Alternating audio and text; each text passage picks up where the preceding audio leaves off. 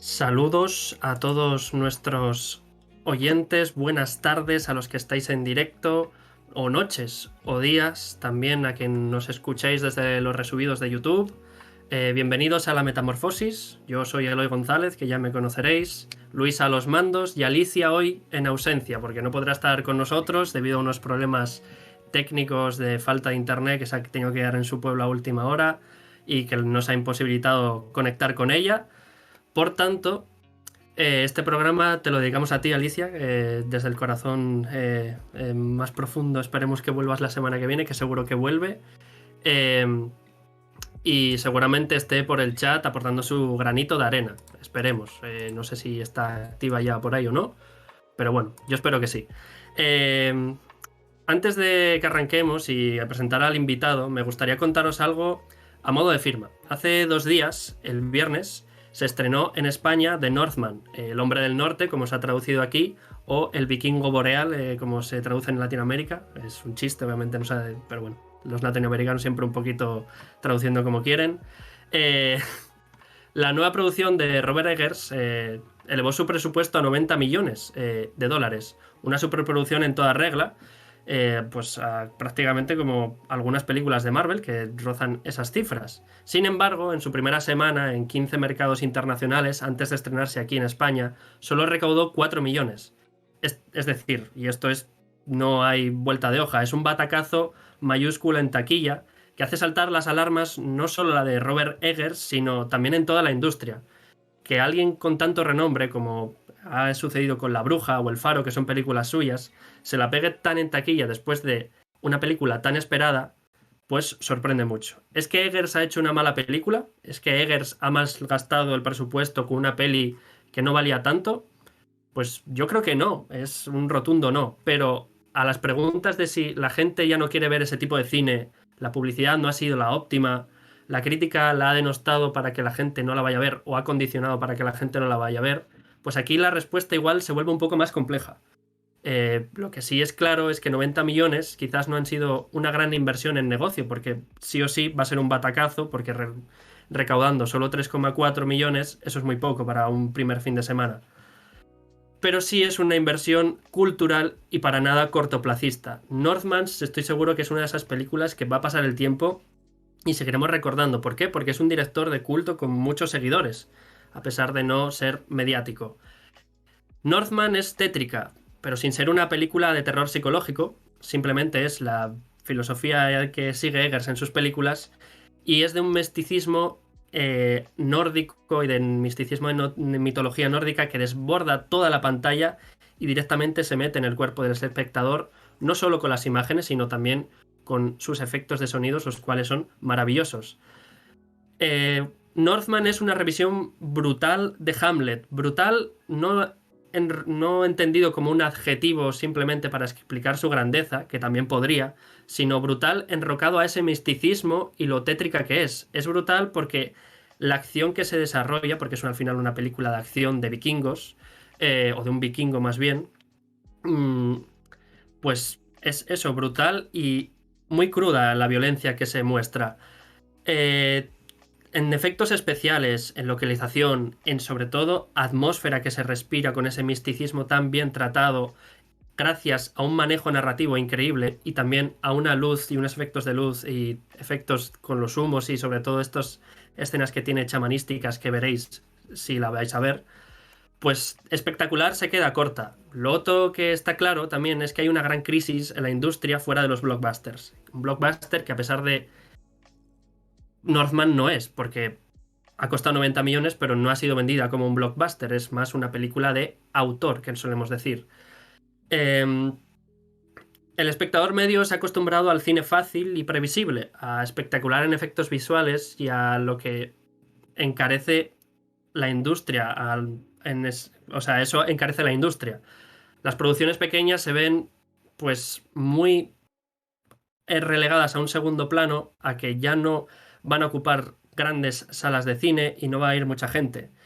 The Last Duel fue la otra gran castigada el año pasado con este mismo planteamiento de mucho presupuesto, poca recaudación, porque siempre hay alguna que se la pega en todos los años. Y eso se vio reflejado en su sequía de premios también. Northman parece que va a seguir la misma línea, o yo me atrevería a decir que va a seguir la misma línea, pero sin embargo son iguales de grandes películas. La responsabilidad de consumir cine es también tuya.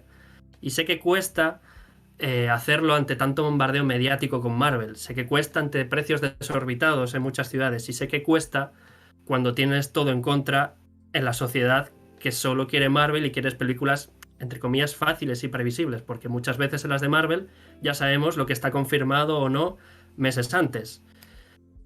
Pero de vez en cuando merece la pena arriesgarse e ir a ver una película menos conocida. La mayoría aportan experiencias variopintas. No todo debe ser asombro y hype.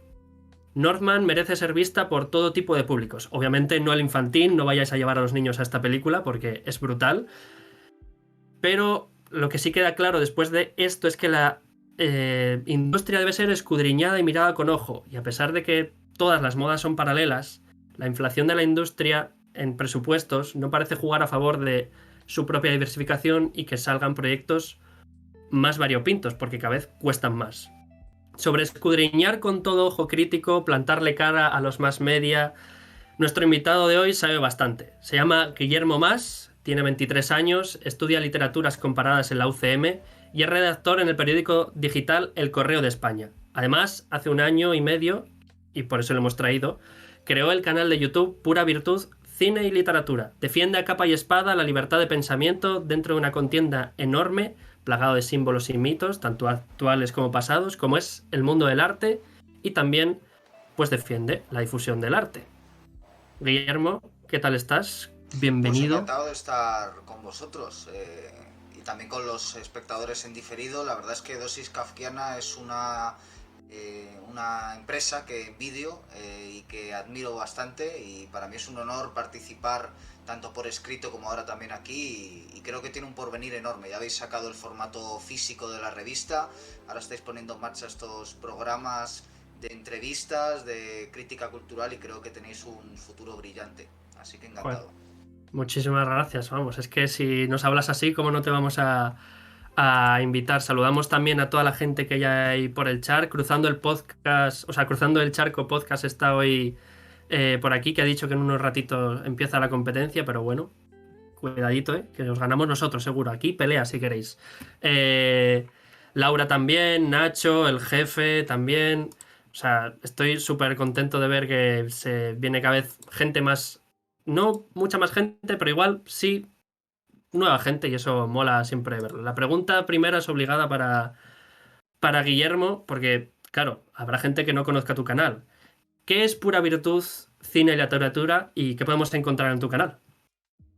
Pues es un cajón desastre, es decir, ahí hay de todo. Hay reseñas de libros, comentarios de películas, entrevistas, vídeos de opinión, charlas con amigos.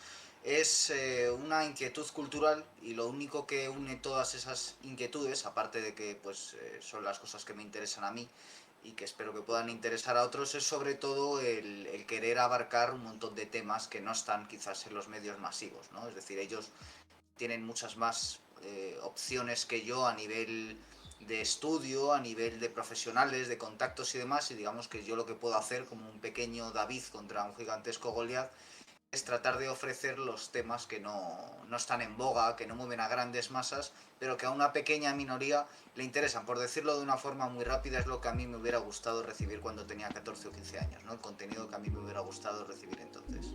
Eso siempre es importante hacer lo que tú quieres consumir. Vamos, eso es normalmente sinónimo de éxito y tú en 1 año y medio has crecido bastante. 3.000 suscriptores tienes ahora, si no me equivoco. Sí. ¿Este proceso ha sido largo, o sea, largo entre comillas, gradual o ha sido en plan, has metido un boom así con algún vídeo, en algún momento?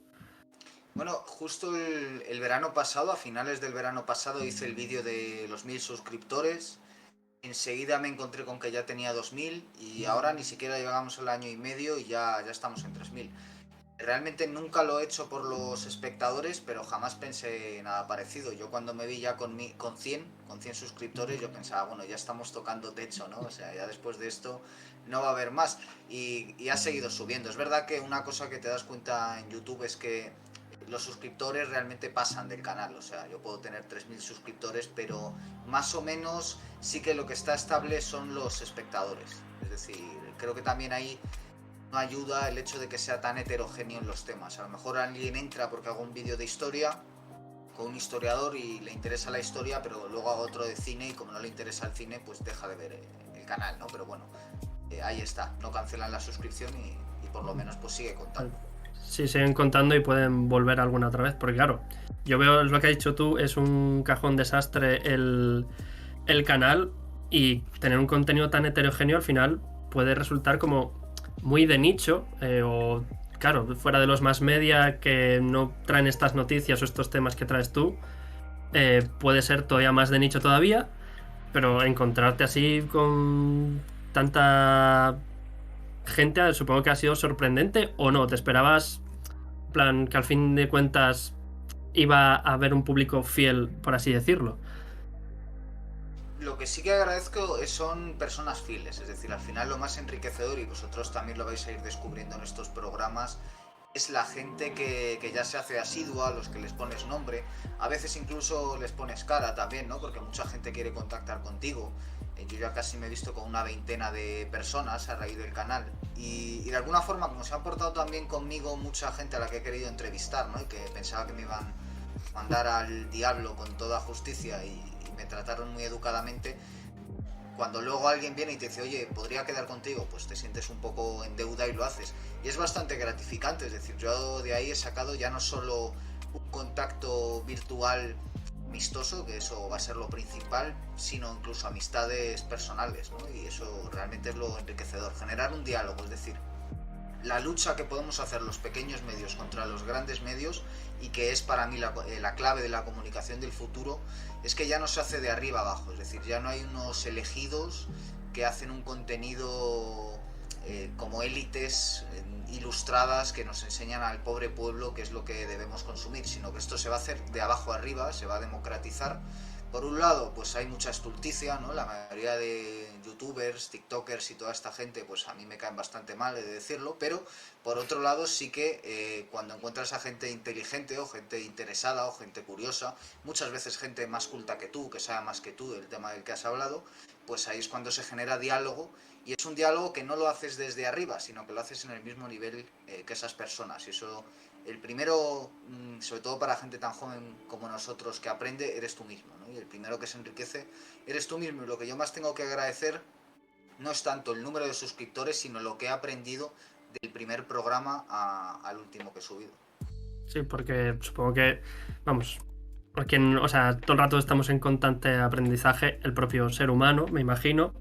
Entonces, has dicho que bueno, hay TikTokers que te pueden caer mal, no te voy o creadores de contenido, no te voy a decir nombres, pero ¿tú crees que se hace ya bien la difusión cultural, o que hay que seguir mejorando cosas, y qué cosas crees que hay que mejorar? Porque claro, al final hay muchos youtubers que también hay algunos que no es que me caigan mal, pero sí creo que haya que corregir cosas que hacen, que ves que dices tú, esto no lo hacen bien, crees, y al final de cuentas le sigue muchísima gente.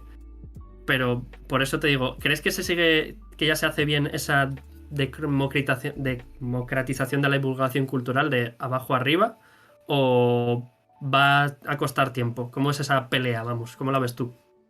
Yo creo que nunca va a acabar, es decir, nunca vamos a llegar a un estado ideal, y realmente veo muchos problemas. Por un lado, creo que la mayoría de youtubers están enfocados a la política, lo cual creo que es un error.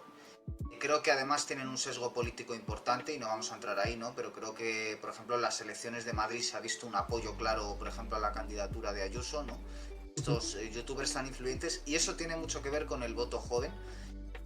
Y luego creo que muchos, ya entrando en el ámbito cultural, que es el que nos interesa aquí, creo que caen muchas veces en la publicidad y en los tópicos, por ejemplo, en programas de cine, ¿no? Yo admiro mucho a Sensacine, por ejemplo, Alejandro Calvo lo hace muy bien, pero a veces es demasiado divulgativo, le gusta a todo, se nota que hay la necesidad de quedar bien con las distribuidoras, etcétera, que yo lo entiendo, ¿no?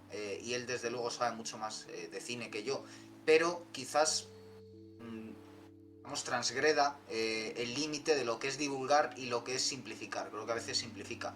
O luego tienes a un tipo como Carlos Bollero, que lleva no sé cuántos años dirigiendo la sección de cultura del País, que Sí. está totalmente desconectado de lo que es el cine de nuestro tiempo, que habla desde una perspectiva individual donde pues no hay criterios cinematográficos objetivos, y que es el director de la sección de cine en el periódico más influyente de España, en uno de los programas de radio más oídos de cine de España, etcétera. Es decir, creo que hay mucho trabajo por hacer.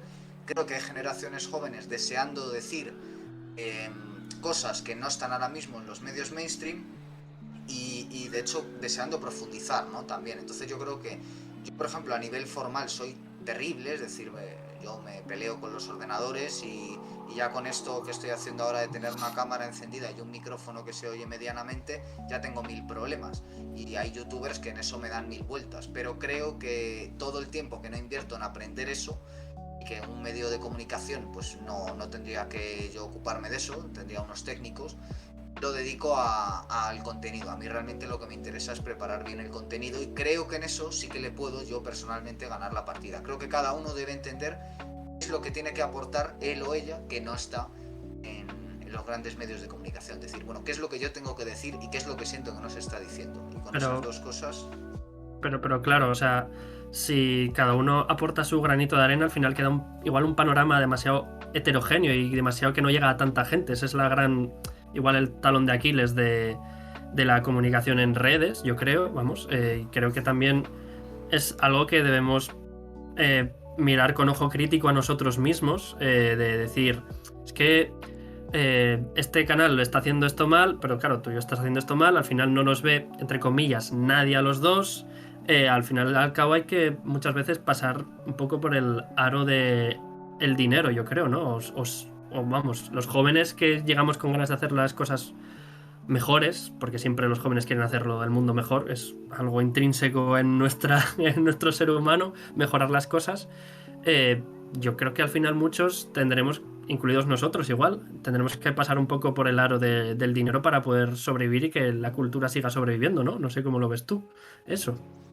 Yo creo que sí, que de la inflación va a ser difícil salir, porque nunca se ha escrito tanto. Ahora que nuestra cultura es más audiovisual que escrita, nunca se va a filmar tanto, y lo que estamos haciendo nosotros ahora es filmar.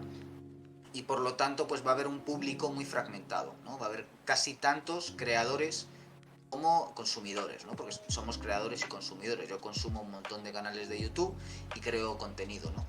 Y creo que eso es bueno, pero el problema es que como ya no es una cultura de arriba abajo, ya no hay ya no hay unos Carlos Bollero que son los que dictaminan, ¿no? Con su palabra y cobran un sueldo fijo. Ahora todo va a ser más complicado. Entonces realmente lo que es complicado ganarse la vida con esto. Yo casi todo el mundo que conozco, y conozco canales, gente que está en canales con 10 veces más suscriptores que el mío, y muchísimos más espectadores, no sacan dinero. O sea, es muy difícil sacar dinero, ya no digamos sacar dinero como para poder vivir, y eso pues lo que hace es que al final le reste tiempo al trabajo que le puedes dedicar. Aparte de que como lo hacemos gratis, yo por lo menos lo hago gratis, de momento, no es que sea mi ambición, es que no tengo otra. Claro, el problema es que ya sientas un precedente. Entonces te vas encontrando con que mucha gente te acepta lo que escribes, te acepta lo que grabas, pero no te remuneran, ¿no? Porque tampoco estás generando un dinero por esa fragmentación. Entonces es una situación complicada, y al final, como casi todo en la vida, es una cuestión de suerte, ¿no? De ser un poco el elegido, el que está ahí en el momento adecuado, en el lugar adecuado, el que da un pelotazo, etcétera, y de pronto pues ya te encuentras cobrando, ¿no? Y entonces ya una vez estás ahí incluido, bien, pero los demás, pues eso, prácticamente hay un crítico por espectador, ¿no? Lo que se dice siempre en España, todos somos un entrenador de fútbol, pues un poco igual, pero con el cine. Sí, igual. ¿Y tú crees que claro, como está todo fragmentado, hay tantos, y hablas del factor suerte, que obviamente es prácticamente esencial para poderte dedicarte a esto, porque si no, no, siempre hay factores de suerte. Eh, pero claro, al haber tantos, ¿tú crees que al haber tantos hay mayor calidad? O sea, que hay, o sea, que es algo, una relación, ¿o crees que al haber tantos hay menos calidad que los que están ahora arriba? Supongo que lo primero, ¿no?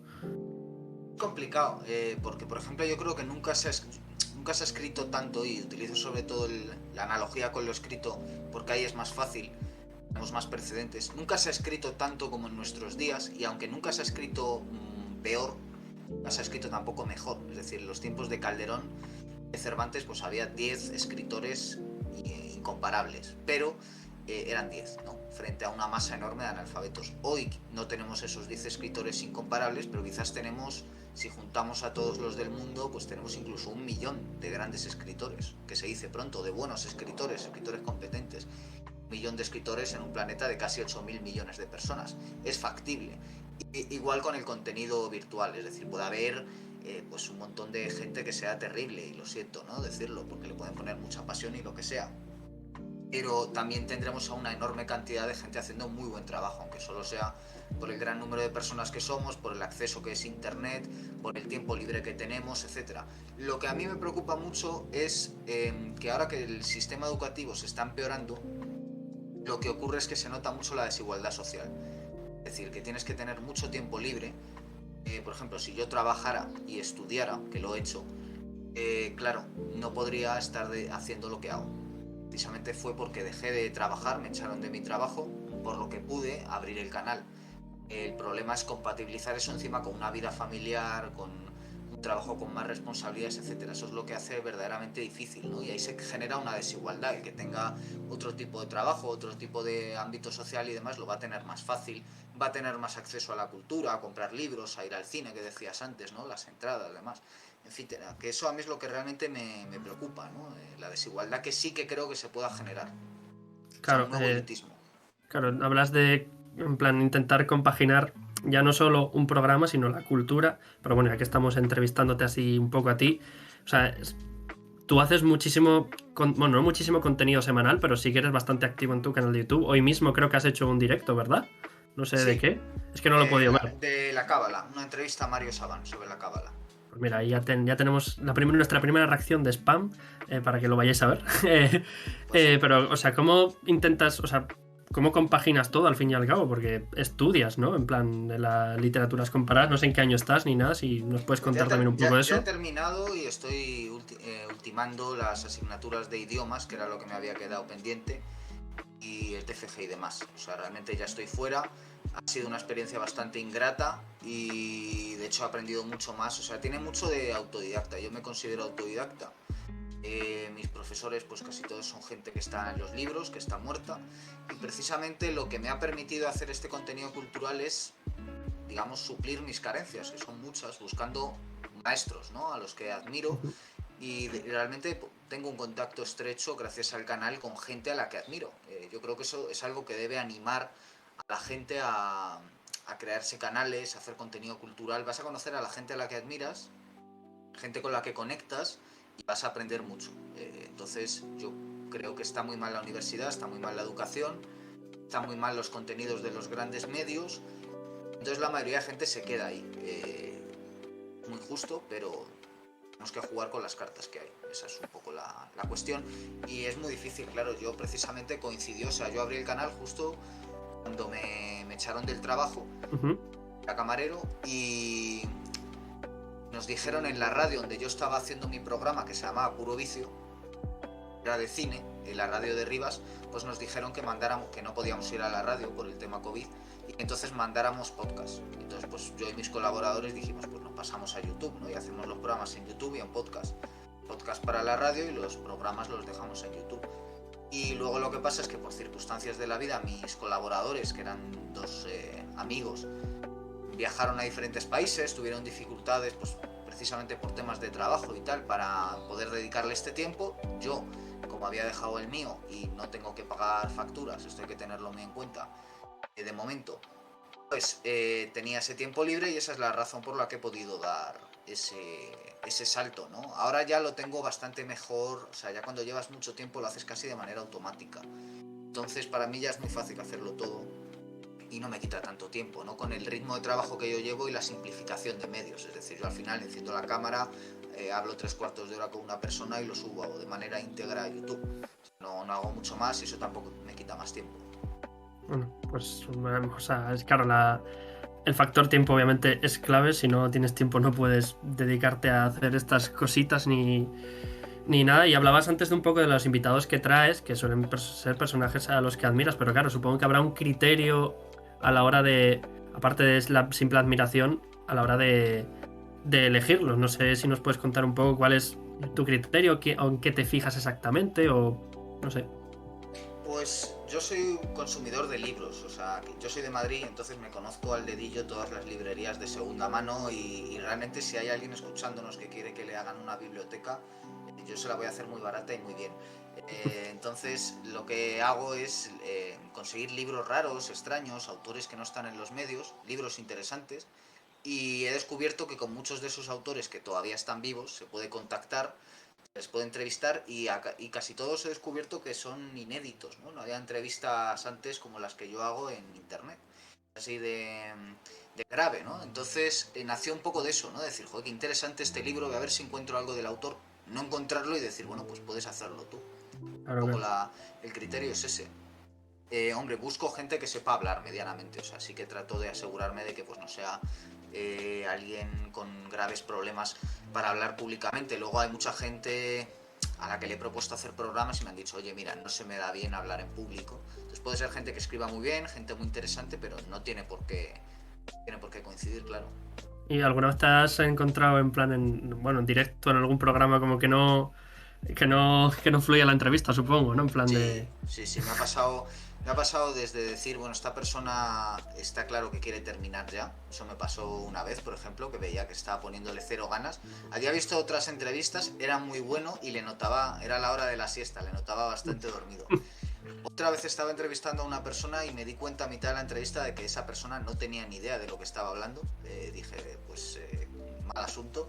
¿De lo que estaba hablando esa misma persona o Sí, tú? no, no, esa misma persona. O sea, Joder. estaba diciendo cosas que yo detectaba, digo, bueno, esto no es muy correcto, esto como lo busque alguien mal, ¿no? Y sí, luego alguna contestación, borde, pero bueno, yo de todas formas no aprieto, ¿no? Nunca le he entrevistado porque dado que no pago, no me siento con ese privilegio, ¿no? Y tampoco tengo ningún tipo de fama ni nada. Es verdad que a veces me he sentido tentado, ¿no? De llevar la contraria, hacer preguntas así. Quizás hubiera tenido más interés y hubiera sido más valiente, pero preferí ser educado, ¿no? Y decir, bueno, dado que está en mi programa, no le pago, no me conoce nadie y me está haciendo este favor, pues lo menos que puedo hacer es tratar de ser amable, de que diga lo que piensa y punto, ¿no? O sea, Sino que no somos ningún chocas o del estilo youtuber de estos que se enfadan sin más, como que es que lo ha dicho por aquí antes Iván en el chat, que Chocas me dedicó 5 minutos de vídeo para remarcarle que el factor suerte fue un elemento clave en su ascendencia, así que si alguien quiere dedicarnos un, un comentario así, nos lo puede hacer, yo le respondo de manera tajante y nos hacemos virales, así que yo también estoy abierto a todas esas propuestas. Eh, pero bueno, vamos a seguir un poco la entrevista, obviamente, y vamos mm, a entrar más igual en tu propio contenido, en cosas que he visto yo esta semana, porque realmente, he de ser sincero, yo no veía tu canal de YouTube, sabía quién eras, sabía que te tenía que fichar algún día para verte, pero claro, hasta que no me han dicho, vas a entrevistar a Guillermo, pues claro, te pones a mirarle y me fui directo a un vídeo que hablaba sobre el cómic, sobre un poco, pues, en defensa un poco del cómic, era básicamente. Y dijiste una cosa que a mí me pareció súper curiosa porque yo pienso, bueno, no es que piense, es que hasta ese momento que lo vi dije, uy, igual yo pienso diferente, que es que hay normalmente una diferencia de cultura pop y cultura popular. La gente lo suele mezclar y tú dijiste que no, y ¿por qué? O sea, ya que no lo voy a poner a explicarlo yo aquí, mejor que lo expliques tú, que eras tú el que lo decía. ¿Por qué no existe una diferencia en la cultura pop y la cultura popular? claro, bueno, yo por ejemplo recuerdo que me interesó mucho lo que decía Rafael Rey en un libro que recomiendo de literatura que se llama Manual de Literatura para Caníbales. Él es marxista-leninista. Entonces él decía que lo pop era una especie de operación del capitalismo a sustituir a lo popular, ¿no? Em, claro, yo por ejemplo prefiero un libro que me ha marcado mucho que es Sexual Personae, de Camille Paglia, que es un libro donde estudia un poco lo oculto a lo largo de lo oculto entendido como lo pagano a lo largo de la historia de la cultura, ¿no? Y entonces ella identifica que eso se esconde en la cultura popular y que está presente, por ejemplo, en la poesía romántica, pero también en el rock and roll, en ciertos productos de la cultura pop. Claro, yo creo que efectivamente no es lo mismo cultura pop y cultura popular, pero yo en ese sentido ya soy un sujeto puramente posmoderno, es decir, yo nací en el año 98 y por más que pueda ver que las cosas están mal y por más que pueda pretender que las cosas fueran de otra manera, yo ya no me siento integrado dentro de la cultura clásica española. Para mí eso es un salto, yo soy mucho más anglosajón, gustos musicales, gustos cinematográficos, gustos literarios. Entonces, claro, mi cultura en buena medida ya es pop. Y eso para mí es mi cultura popular. Y cuando voy en el metro, cuando salgo a pasear al perro y demás, lo que veo a mi alrededor, voy a la universidad es lo mismo, ¿no? Es que la gente, los Beatles les resulta mucho más cercana que Lola Flores. Claro, claro. Entonces, bueno, ahora tenemos esta moda kitsch, ¿no? De reintroducir lo popular, pero no deja de ser kitsch. Entonces, de alguna forma, tampoco es lo popular. Y luego tenemos también ciertos ejercicios reaccionarios. Yo es lo que me encuentro en el Correo de España, periódico bien curioso. Y entonces, pues lo que tienes es esa gente que trata de vivir como si estuviéramos en el siglo XVIII, en el siglo, o por no decir ya en el siglo XV y cosas de estas. Y tampoco me parece que esté muy ajustado con la realidad. Es decir, que yo creo que hay que jugar siempre con el tiempo que te ha tocado vivir. Y entonces reconozco que a mí me interesan, pues por ejemplo, Stephen King, que tiene un libro que se llama Anza Macabra, eh, muy interesante, un ensayo. Me interesa Tarantino, que ahora ha escrito justo un artículo sobre él, como personas que piensan, son pensadores a través de la cultura pop. Para ellos, tanto desde el punto de vista cinematográfico como literario, entendiendo la cultura pop del siglo XX, lo que hacen es entender nuestro tiempo. Y yo encuentro en esa cultura pop mucha más filosofía que la de los grandes pensadores supuestos de filosofía de nuestro tiempo. Es decir, para mí, interesante es Stephen King, que es Slavoj Zizek.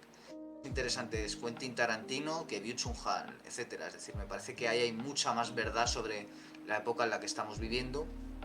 Y películas como King Kong, película, incluso el Mago de Oz, ¿no? O sea, hay una escena en el Mago de Oz donde ya cuando entra en el mundo de Oz, le dice Totó, me parece que esto no es Arkansas, ¿no? Bien, cuando nosotros vimos la pandemia del coronavirus y salimos a la calle, ¿no? Después del confinamiento, ¿qué frase podríamos haber dicho más ajustada a la realidad que todo esto ya no es Arkansas, ¿no? No sabemos dónde estamos, sabemos que no es la posmodernidad, sabemos que de alguna forma estamos después en un tiempo ya casi post-apocalíptico, no sabemos muy bien en qué consiste, pero sabemos que ya no estamos en Arkansas, ¿no? Que no es lo anterior. Entonces yo creo que eso, nada como la cultura pop lo ha entendido, ¿no? Pero ¿no crees que la cultura pop igual o sea, es un parte esencial es lo que tú dices, es el tiempo que nos ha tocado vivir, es lo que hay, pero ¿no crees que se come demasiado hasta niveles que hay que preocuparse la cultura tradicional, por ejemplo, en nuestro país, España? Sí, sí, por supuesto. O sea, yo creo que lo que hay es una pérdida de una homogeneización del mundo. Es decir, ya somos todos anglosajones. La gente sabe hablar. Esto me lo dice la experiencia, es que está aquí el gato haciendo cabra. Esto me lo enseña muy bien el estudio de la lengua. La gente sabe hablar mucho mejor inglés que español. No solo eso, sino que el español que hablan en buena medida es un inglés mal traducido. O sea, utilizan formas verbales del inglés que hablan en español. A mí me encantaría que no fuera así, me encantaría que todos supieran hablar español, me encantaría que la gente leyera las obras del siglo de oro clásico, me encantaría que la gente conociera la historia de sus calles, me encantaría que la gente supiera la historia de su país, eh, a los grandes escritores que no se los conoce, del siglo XX mismamente, pero lo cierto es que no es así. Entonces, eh, puedo cambiar la realidad. Eso es quijotesco, es interesante, hasta cierto punto yo mismo lo practico, pero de otro lado creo que también hay que saber a quién te diriges. Es la primera norma de la retórica es dirigir tu discurso en base al público que tienes. Y sobre todo que la realidad no se va. O sea, tú puedes generarte una burbuja que sea perfectamente coherente para ti. Lo que pasa es que en cuanto venga un hecho de la realidad te va a pinchar la burbuja. En cuanto venga un 11S, en cuanto venga una crisis del 2008 y demás, y no te vas a enterar de lo que está ocurriendo. Vas a vivir ahí en tu pequeña burbuja. O sea, yo me puedo ir a mi pueblo y claro, vivir en mi pueblo pues como la España vaciada, estas cosas, Anaír y Simón.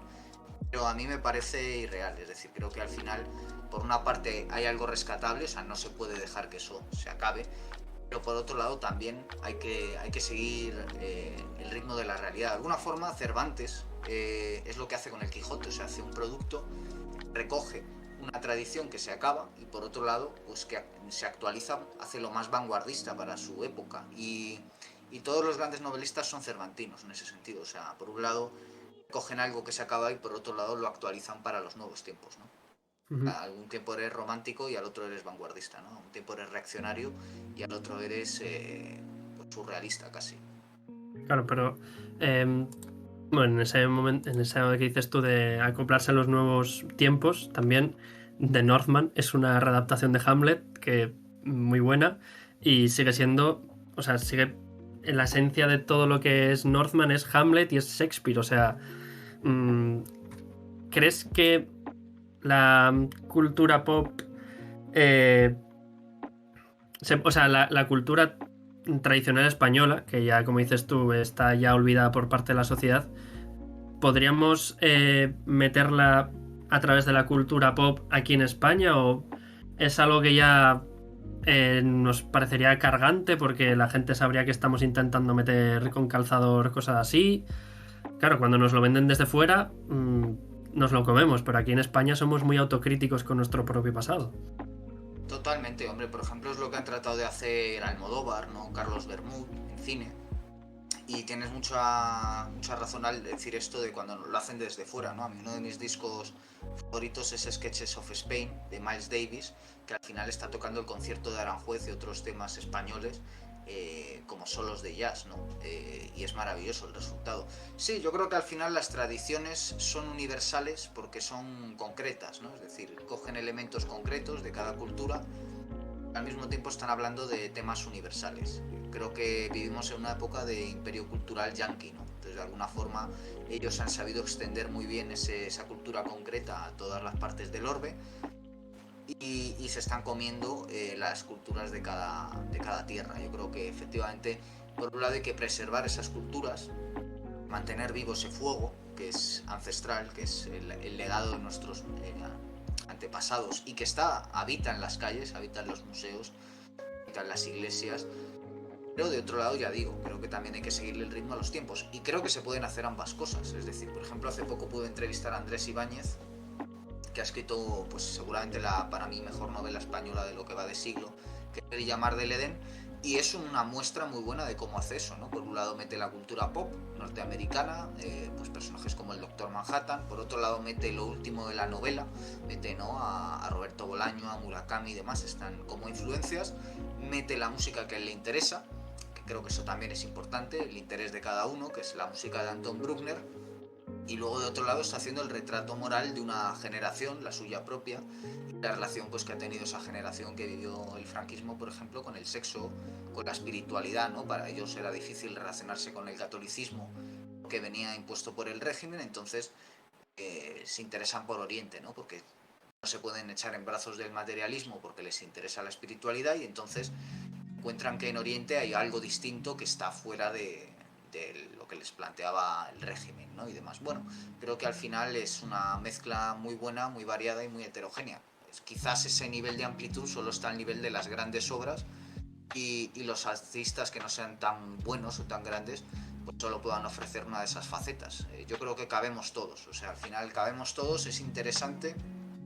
Yo no aspiro a ser teórico, es decir, no aspiro a encontrar una teoría que lo explique todo, sino que lo que me interesa más es la crítica. Entonces prefiero, digamos, hacer como cartografías donde diga, bueno, pues aquí está esto, aquí está lo otro, aquí está tal, entenderlo y explicarlo, ¿no? O sea, puedo ver una película de Robert Eggers, entenderla o tratar de entenderla, de explicarla, hacer lo mismo la semana anterior con una película de Michael Bay. Y esta semana, pues por ejemplo, con una de Sean Baker, que tengo también un preestreno, o sea, es decir, cosas de lo más variadas, ir entendiéndolas, ¿no? Un documental, la película de Clara Simón, o sea, tratar de series, no sé, o sea, tratar de estar a todo. Bueno, pues ahí está. Este es el fin más puro de pura virtud, que lo dices tú en tu descripción, creo, de YouTube, que es que deseo que la gente sea un espectador crítico y para eso haces radiografías de todo. Y si quieres vamos a hacer ahora una mini radiografía, así te voy a plantear algo que ya he abrido un poco, abrido, muy bien Eloy, abierto boca en el monólogo inicial, que es que hasta qué punto debemos agradecerle al cine de superhéroes haber salvado el cine en pospandemia, porque yo creo que es bastante claro que el cine de pospandemia ha sido salvado por el cine de superhéroes, que gracias a, bueno, la película más taquillera ha sido la de Spider-Man. Y también un poco qué opinas también del cine de superhéroes, que no sé si te mola, si no, tal, no sé qué me puedes decir. Hombre, el cine de superhéroes sobre el papel me interesa, porque al final son arquetipos que están en la mitología y lo que pasa es que de nuevo la cultura pop los coge y los actualiza. El problema para mí es la inflación que hay, ¿no? A mí me interesa mucho la trilogía de Batman de Nolan y me parece que es muy difícil decir algo después de eso, ¿no? De alguna forma el género creo que se agota o por lo menos pues ahí se queda exhausto, ¿no? Antes teníamos quizás el cómic Watchmen de Alan Moore, que también hay una versión cinematográfica, una serie. Creo que lo demás pues son ejercicios de entretenimiento, no lo consideraría ni cine, es audiovisual, son ejercicios de, digamos, de efectos especiales y demás, que están muy bien porque la industria cinematográfica siempre ha tenido que hacer productos de ese estilo, ¿no? Antes teníamos Peplum mítico de Cecil B. DeMille, que eran películas también para arrastrar a gente al cine y lo conseguían, y las ves hoy en día y te quedas admirado por lo espectacular de esas películas. También hay obras maestras como Ben-Hur, ¿no? Sería un equivalente al Batman de Nolan.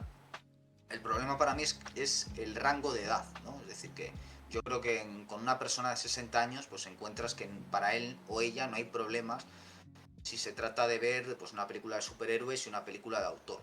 En cambio, si bajas un poquito, si bajas la frontera de los 40 para abajo, es muy difícil que el público joven vea otro tipo de cine.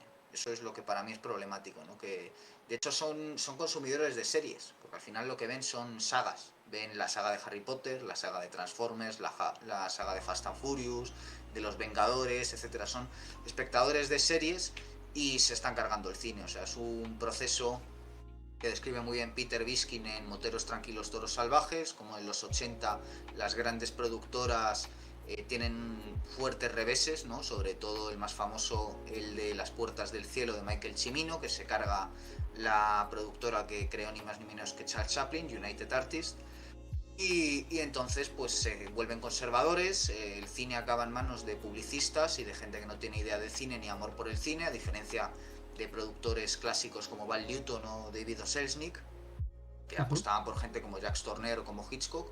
Efectivamente. Y claro, estos apuestan por gente como Spielberg, que sí, Spielberg es muy bueno a nivel técnico, Spielberg tiene películas que me encantan, como El Imperio del Sol, La Lista de Schindler, etcétera, pero Spielberg también ha hecho mucho daño y sobre todo pues otro tipo de cine.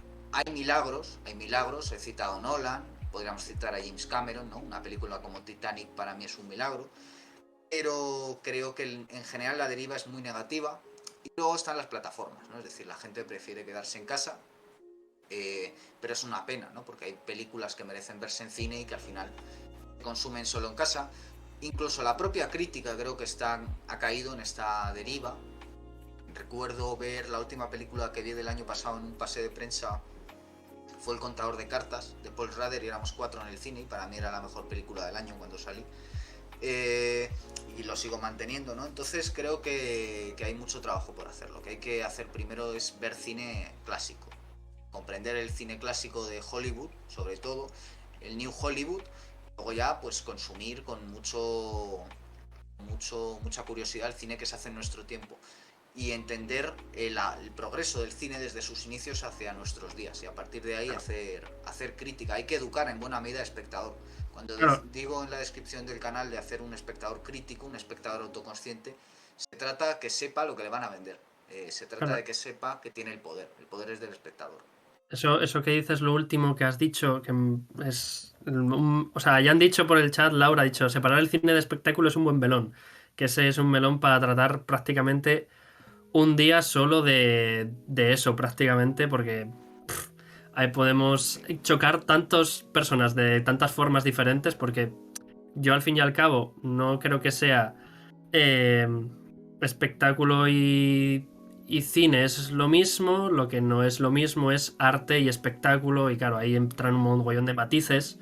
eh, pero lo último que has dicho de educar al espectador, a mí yo siempre bueno, lo he visto sobre todo en pospandemia que se puso bastante de moda, que era reestrenar cosas en el cine, en salas de cine, que aquí en Granada en el Neptuno, que es el cine en el que voy yo, se hizo bastante, que era, creo que se reestrenaban sagas ya muy tralladas o con mucho prestigio, pero la gente volvía al cine a ver este tipo de cine y mucha gente decía, cuidado, este cine que se está haciendo ahora igual no es tan bueno, es porque no tenemos nada más alrededor mediático que nos esté diciendo que esto sea malo. Me refiero, por ejemplo, a que se reestrenó El Señor de los Anillos, las de Harry Potter también. Claro, estas cosas se podrían hacer también con el cine clásico. Hay cine clásico que ha envejecido muy bien. Ben-Hur es una de las que, bueno, se repone cada 2 por 3 en Semana Santa, pero hay películas olvidadas como, por ejemplo, El Apartamento, por ejemplo, que me parece una de de las comedias de mis favoritas. Tenemos a la 2, pero claro, la 2 ya tiene un público muy suyo, muy cerrado prácticamente, que es bastante lo que has dicho tú, de 40 para arriba. Con lo cual, la carrera de reeducar al espectador es muy difícil, yo creo, vamos, no sé cómo lo verás tú. Bueno, el melón del espectáculo, pues es como el entretenimiento en literatura. Es decir, hay productos que pueden ser muy disfrutables, pero que no son artísticos. Lo artístico a veces coincide con lo disfrutable y otras no. Yo prefiero que sí, es decir, yo creo que la literatura y el cine deben entretener, pero no significa, ya digo, que tengan méritos artísticos. Ese sería un poco para mí el resumen, y creo que eso habría que hacérselo entender al espectador. Es decir, que lo siento, pero Los Vengadores a mí no me parece que tengan ningún tipo de valor artístico. No encuentro un discurso complejo, no encuentro... Es decir, que hay un primer nivel que es una historia y hay un segundo nivel que es lo que quieres contar con esa historia, la visión del mundo que ofreces, una serie de valores artísticos y demás. Y yo eso no lo encuentro en esa clase de productos. Encuentro cosas muy, muy simples, muy naif, ¿no? No encuentro Pero, la complejidad del gran cine. O sea, pero sobre todo, sí. ¿no crees que por ejemplo, Los Vengadores haya sido, eh, por así decirlo, en plan, bueno, es historia del cine, eso sí, lo va a ser, pero ¿no crees que se le deba No lo dudo, valorar? O sea, yo creo que eso va a quedar al nivel de Eugene Sue. ¿Has leído algo de Eugene Sue? No. Yo tampoco, pero era uno de los escritores más leídos del siglo XIX, ¿no? O sea, creo que es esa clase de Jacinto Benavente, ¿no? Que incluso es premio Nobel. ¿Quién demonios lee a Jacinto Benavente? Yo no, por Dios. Pero ¿no crees que hayan marcado como, bueno, tendencia? Obviamente se está explotando mucho eso, no solo en Marvel, a la hora de crear universos cinematográficos complejos y muy tal. Eso yo creo que es algo nuevo que ha aportado Los Vengadores a la industria y en consecuencia que se puede trasladar, no con Los Vengadores exactamente, pero a la historia de el cine como arte. En plan que pueda haber sagas o universos más así complejos, por así decirlo, dentro de lo que llamamos cine artístico, ¿no? ¿O no? ¿No crees que se le debe valorar en ese sentido? Yo creo que eso primero ya estaba en los cómics. O sea, el mundo de Marvel en el cómic es muy, muy, muy complejo. El tema de los multiversos y tal. Pero realmente una obra de arte no solo es una cuestión técnica, que también, ¿no? De las técnicas que ha incorporado. Pero al final tampoco inventa nada, eso estaba en la mitología, y una de las primeras cosas que se hace en el cine ya es empezar a adaptar mitos, ¿no? Mitos, arquetipos. Don Quijote se adapta muy rápido. Y yo creo que lo que es historia del cine es Vértigo, por ejemplo, ¿no? Vértigo, creo que eso sí que está ya en la historia del cine. Me cuesta creer que Marvel vaya a estar ahí. Quizás pues pueda estar entre las películas más taquilleras. Pero yo realmente creo que hay una pérdida de pasar de Lo que el viento se llevó a pasar a, que es una obra maestra, a pasar a Los Vengadores, ¿no? Me parece que hay una pérdida enorme ahí. En todos los aspectos. No creo que haya hondura. O sea, al final las obras de arte hablan de la condición humana. Creo que eso es fundamental, y yo no encuentro un discurso complejo sobre la condición humana en Los Vengadores. Encuentro una cuestión naif. O sea, incluso aunque haya muerte, aunque haya amor, aunque haya tal, lo veo un tratamiento muy kitsch, ¿no? O sea, eso es como tengo que meter estos temas porque al final es una historia. Una historia trata con esos... Si no, todo sería arte. Es decir, tienes que poner el listón en algún sitio. Siempre va a ser también una cuestión subjetiva, o sea, yo no creo tener la razón, yo soy un espectador muy particular, pero yo diría eso, ¿no? Pues... Está boicoteando aquí el maldito gato, que yo creo que sí le gustan Los Vengadores. debe ser. No, dice Iván que Guillermo Mas es una religión y yo le rezo. Por esto que acabas de decir, vamos. Iván, ya le tienes ganado, y han dicho varias películas por aquí en el chat de estas reestrenos clásicos o que se podrían reestrenar. Por ejemplo, Charlie dice que recientemente se reestrenó El Padrino.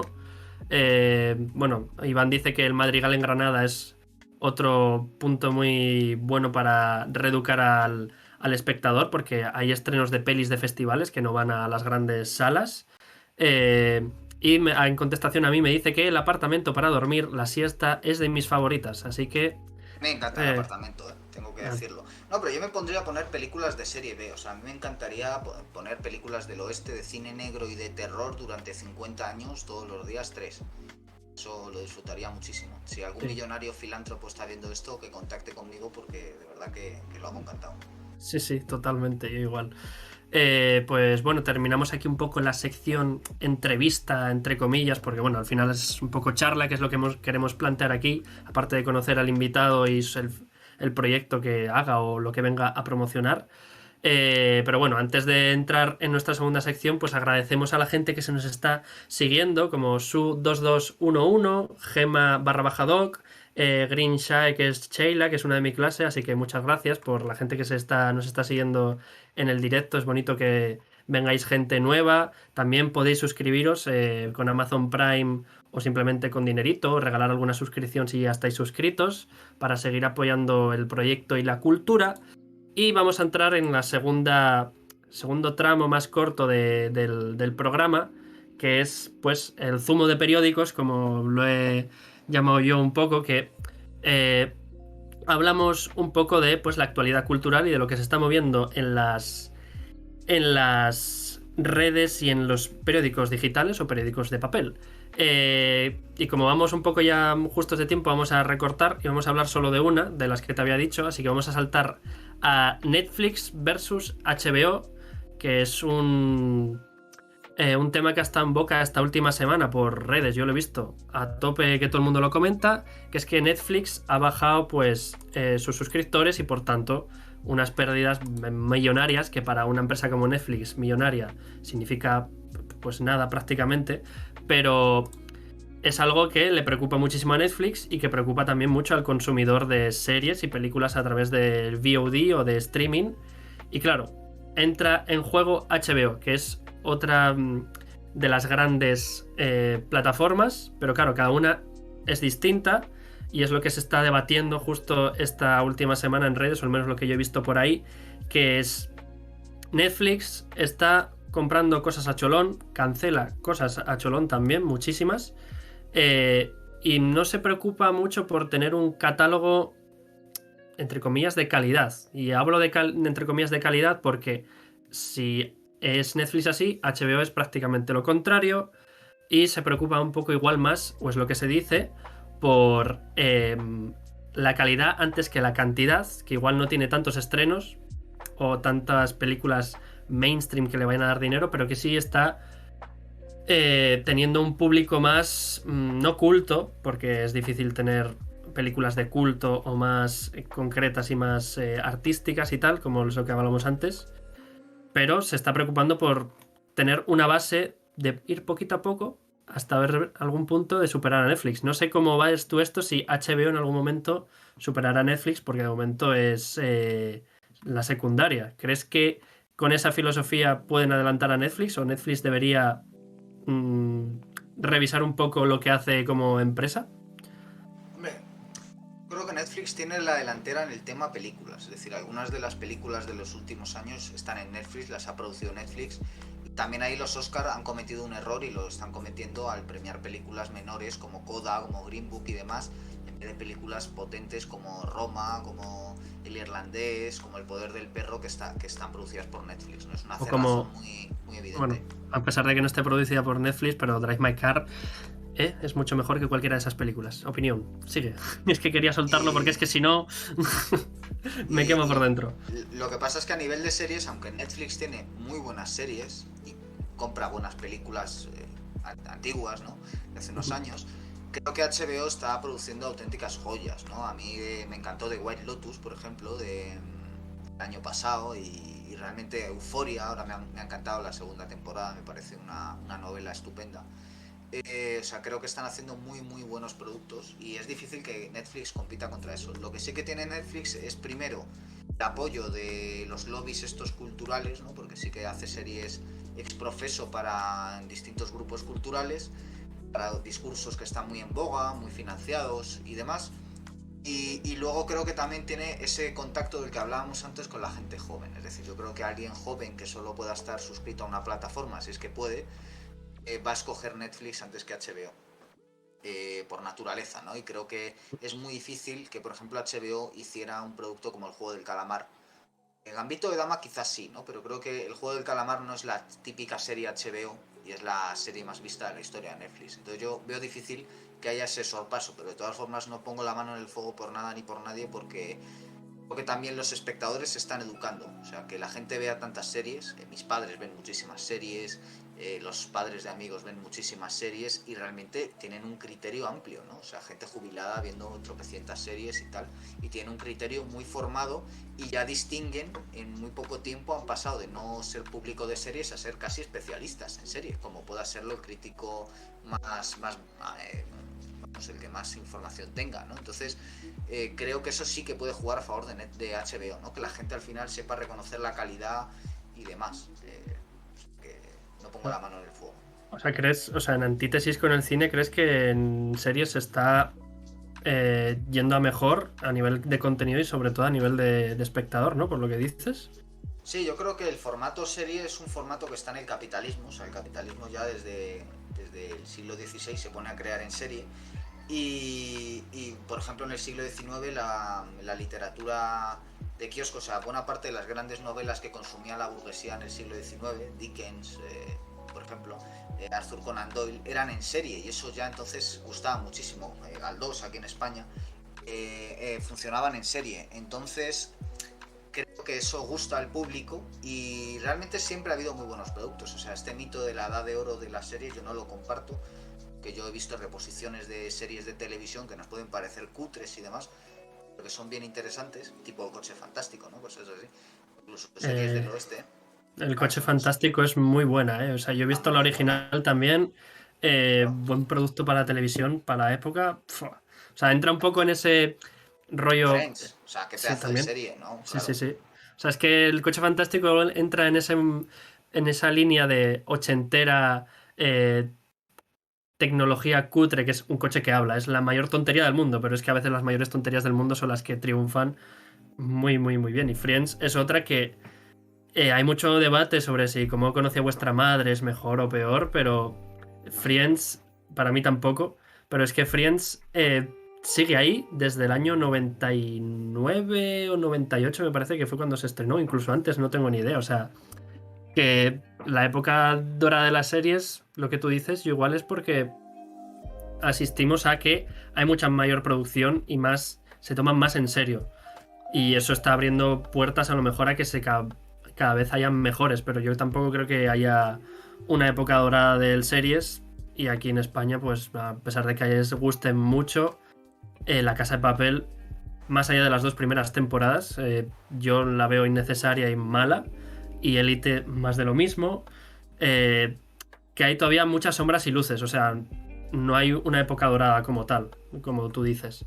Eh, y algo te iba a preguntar que era. Ah, sí, es que lo acaban de poner en el chat. Que a raíz de este tema, Amazon Prime Video también está pillando a Netflix, que es otra de las plataformas que no sé si tú la consumes o cómo la ves en esta guerra de. No, creo que también está haciendo cosas interesantes. En cine menos, pero series sí que tiene alguna que otra interesante. A mí, por ejemplo, una serie que me encanta es Mr. Robot. O sea, creo que es una serie que está al nivel de Los Soprano, Mad Men, The Wire y Breaking Bad y cosas de estas. Y yo la consumí en Amazon Prime, ¿no? Justamente. No es suya, pero la compró. Entonces creo que, bueno, eso es una muy buena opción, ¿no? Comprar series de cadenas que para el que no sea estadounidense pues no se consume. Por ejemplo, hay una que no sé si has visto que es Fleabag, que está en Amazon Prime. Pues a mí esa es de la directora, no es directora, pero bueno, escritora y creadora es Phoebe Waller-Bridge, que ganó, creo que por Fleabag, por su segunda temporada, que ya cumple casi 5 años, me parece. Ganó 5 Emmys por interpretación ella, porque también la interpreta, y es un poco una comedia que se dice mucho que rompe con la cuarta pared, pero la rompe de manera muy original porque realmente ella se pone a cámara, te habla a cámara y está hablando contigo, pero está exponiendo quién realmente es ante el mundo que no la acepta, y es como que hay un diálogo. No hay un diálogo porque tú no hablas con los personajes, pero es como que conectas muy bien con la situación que está pasando, que no es simplemente una parte, como se dice en el teatro, de ella mirando a la pantalla. Y así que si no la has visto, yo te la recomiendo. Es una comedia exquisita, 6 capítulos cada, o 8 por ahí, cada temporada, son 2 nada más. Y a todo el mundo que no la haya visto también la recomiendo, porque son muchísimas risas y es un poco bastante, bastante guay. Es que no se puede decir nada mucho más porque es que te va sorprendiendo todo el rato la serie. Así que eso. No te voy a preguntar a ti por series porque luego... Bueno, sí, te puedo preguntar por un gran abanico así de series de comedia, por ejemplo. ¿Cuál es tu serie a lo mejor igual preferida, así ya que estamos hablando, que esté en Netflix o en HBO para que recomendar a la gente? Ya que yo lo he hecho, pues tú también puedes. Ya no me acuerdo dónde estaba, la vi hace un montón, pero es de las pocas cosas que he visto 2 veces en series. Es Louis, o sea, de Louis C.K. O sea, yo eso me parece maravilloso, ¿no? Algo que lo que me he reído eh, veces, o sea, cómo ese hombre de mediana edad, eh, muy a lo Woody Allen, sabe meter sus neuras, ¿no? Yo conecto mucho con ese tipo de humor. O sea, ahí tenemos la recomendación suya. Charlie, siguiendo un poco la línea de Amazon Prime, dice que para cine clásico... Ah, no, sí, supongo que te refieres a Amazon Prime. Para cine clásico es una delicia. Incluye un amplio catálogo de Sí, películas, por ejemplo, de maestros como Ingmar Bergman. Lo siento, que es sí, que no sé pronunciar este nombre nunca. sí, Que, sí, es Ingmar Bergman, sí. pero Sí, tú que... tiene muy buenas películas de Kurosawa y de Buñuel y demás, sí. Voy a abrir un segundo al gato, pero te escucho, ¿eh? Sí, sí, sí. Pero ¿no crees que igual Filming ya tiene ese campo bastante... mm, ¿cómo se dice? Bastante o sea, financiado, iba a decir. Bueno, ya bastante para él, como que ya lo ha Sí, ganado. hombre, es que nunca se puede dar nada por ganado en el capitalismo, ¿eh? O sea, porque basta, o sea, lo que hace es multiplicar, ¿no? Nunca va a dejar que haya un monopolio, en todo caso va a hacer un oligopolio. Entonces no va a haber una plataforma que tenga el patrimonio de las series. Aún así te diré que el catálogo de Filmin le falta un montón de cine clásico. O sea, Sí. para mí hay un error que cometen casi todos los supuestos cinéfilos, es creer que el cine europeo, el cine asiático, etcétera, es mejor que el cine de Hollywood, cuando no es así. O sea, el cine bueno el cine de Hollywood dorado, años 40, 50, 30. Y además es que el cine de serie B de esa época hoy en día casi merece más la pena para el que quiera hacer cine o para el que quiera ser crítico de cine que las grandes películas cuyas referencias todos conocemos, porque creo que ahí está lo que puede ser la siguiente etapa del cine. O sea, creo que los realizadores hoy en día están en una crisis creativa y yo apostaría por volver a ese tipo de productos, ¿no? Creo que tiene bastante salida. O sea, ahora estamos con Darío Argento, ¿no? Con el spaghetti western y demás. Para mí todo eso es un error. O sea, habría que ir al terror y al western y al noir de esos años. Pues Eso no está en ahí... filming tampoco, ¿eh? No, no, no. Es que eso es probablemente lo que le falta a Filming, que Filming se jacta mucho de ser esa plataforma para cinéfilos, pero es lo que tú dices. O sea, está muy bien que tengas el catálogo europeo y japonés o así en general de, bueno, cualquier época o más clásica, porque es un papel necesario para divulgar no solo el cine estadounidense clásico, pero es efectivamente que lo mainstream dentro de la historia del cine no quiere decir que sea malo, como tú bien has dicho, el cine clásico de los 40 es en el que hay que fijarse. Pero bueno, eh, creo que Filmin está, yo creo que a la cabeza de las plataformas de cine, porque es intrínsecamente una plataforma de cine. No es como HBO o Netflix, que se centran más en las series o en los documentales. Y volviendo a documentales, que ahora lo acabo de mencionar, Netflix, hay una cosa en la que nadie compite con ella, o prácticamente nadie compite con ella, que es el catálogo de documentales que tiene es muy bueno, y eso le ayuda mucho a sobrevivir, porque eso atrae a otro público totalmente diferente o abre las puertas a un público que solo le gustan las series de, bueno, mainstream así, y es como, pues ve los documentales que están nominados a mejor Oscar, salvo uno que está gratis en YouTube, que es el que ha ganado, el de la mujer que fue drafteada en la NBA. Todo lo demás está en Netflix, y está a la cabeza también en ese sentido de documentales y tal. Creo que son bastante interesantes. No sé si tú los ves como grandes documentales o no. Bueno, yo he de reconocer que ahí no tengo mucho criterio formado. O sea, yo lo que veo son documentales de asesinatos, de narcotráfico, cosas Bueno, así, ¿no? Que esos hay un también los montón, ¿eh? tiene. Hay un montón. O sea, Y yo quiero están, y decir, están bien documentados también esos, en plan, sí. hablan de Yo lo uno a lo que van. que no he terminado de ver, pero me estaba gustando mucho, era el de Warhol, uno de Andy Warhol, que es Ujú. verdad que no era perfecto, o sea, me parece que cometía muchos errores en el enfoque que le daba, pero, oye, ya que hagan un documental sobre Warhol y con lo bueno que tiene es todo el poder que tiene, ¿no? O sea, todo lo que ponen en marcha, la gente que pueden meter y demás, y claro, una plataforma como Netflix tiene mucho poder.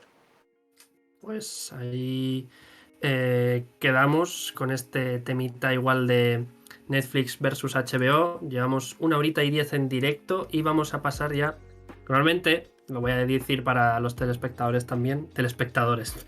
Yo que me creo Bien, aquí, que estoy vamos, en una superproducción. Bueno, a los espectadores, eh, que normalmente el programa está estructurado así un poco, entrevista, zumo de periódicos y al final pues querríamos hacer secciones y claro, esto es mucho más dinámico y porque yo hago el monólogo, Alicia haría esta sección final o viceversa.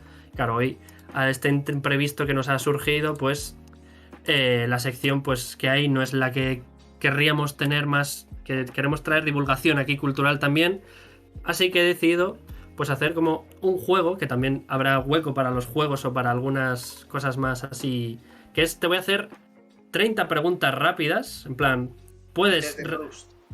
ojalá, no se me ha ocurrido, pero estaría bien, algún test así...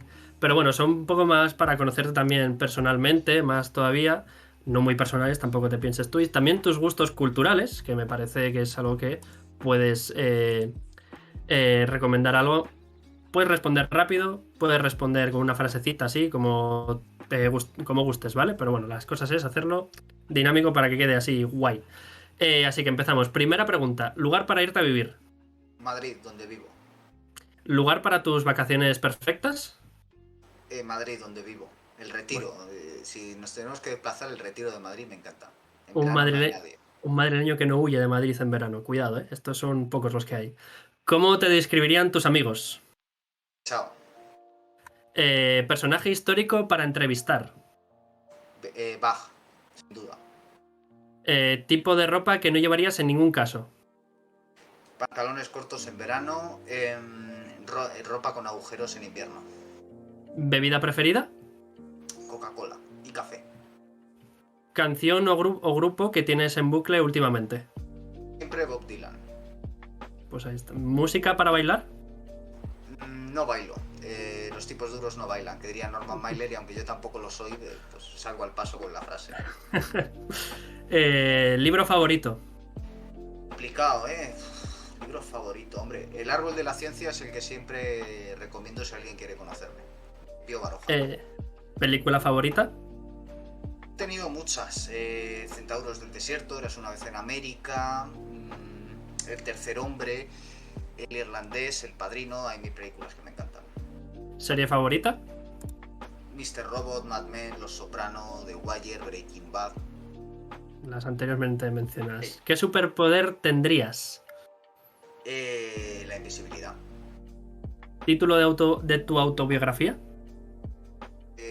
Crónica de la nada hecha pedazos. De Juan Cruz Muy el bien. título. ¿Objeto más valioso que posees? Objeto. Pues no sé, puedo decir que este reloj porque me gusta. Sí. ¿Un cuadro o escultura o ambas favoritas?